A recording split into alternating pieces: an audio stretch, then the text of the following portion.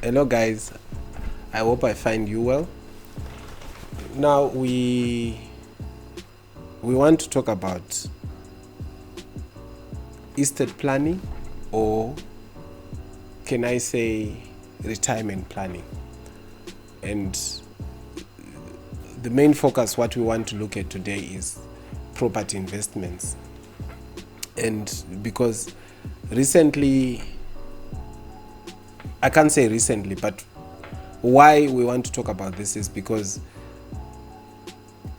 I have noticed that there are so many things that are happening now. When someone dies, they leave everything jumbled up. Their investments are not really, there's nothing much to talk about. Yet we are growing up, we are growing old, and we have the opportunity to put things right and start planning for retirement and start planning for our eventual death, because we will all die at some point. And when you die, you are going to leave some offspring of some sort, or there are going to be people who will survive you. It could be your wife, it could be your husband, it could be your children, it could be your parents if you outlive them, if they outlive you.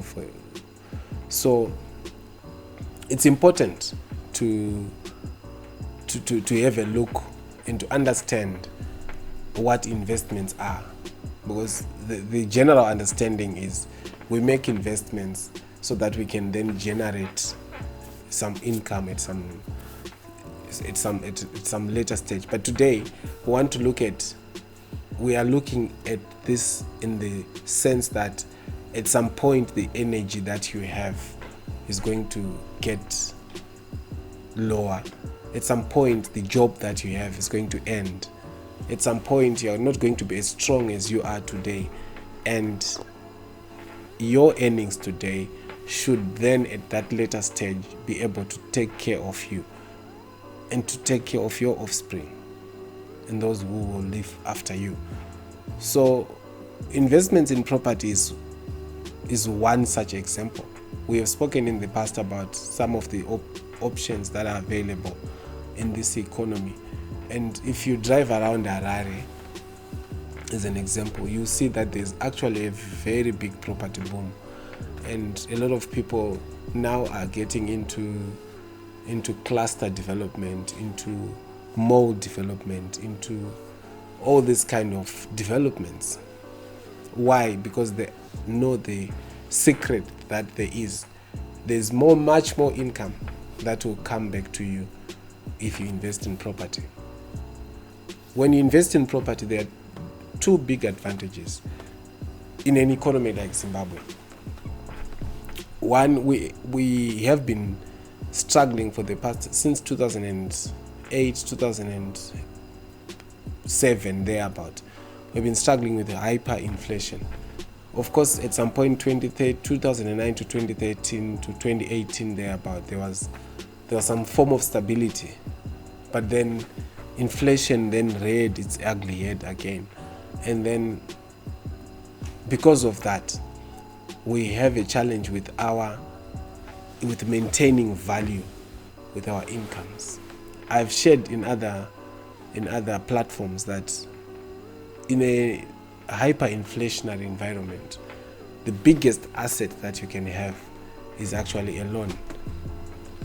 Controversial as it may, during this time, this is the time to obtain loans and then purchase properties. Because why? A property will maintain its value. That's the biggest advantage of a property. No matter the monetary issues going around, a property will maintain its value. It will not depreciate, it will not be affected by inflation or hyperinflation, because it's affected by other issues far from that. It's not a monetary asset. So because it's not a monetary asset, it will not be affected by that. A property will also give you a return in terms of rentals. 1, 2, it also gives you a return in terms of capital appreciation. So you find that a property that you bought 10 years ago, that someone bought 10 years ago at 300,000, is no longer valued at the same amount in the current period. Why? Because over the years it has been appreciating in value. So that's the good thing about properties. But the question that one has, and lately there's been a big debate about, I've heard a lot of people encouraging people to invest in South Africa, in the South African property market, vis-a-vis or against the Zimbabwean property market.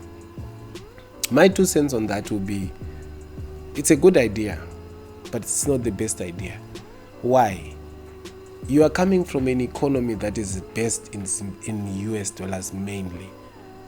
Your investment, the money that you take into South Africa would be United States dollars, which is a superior currency to the South African rand. The South African rand over the years has been depreciating in value.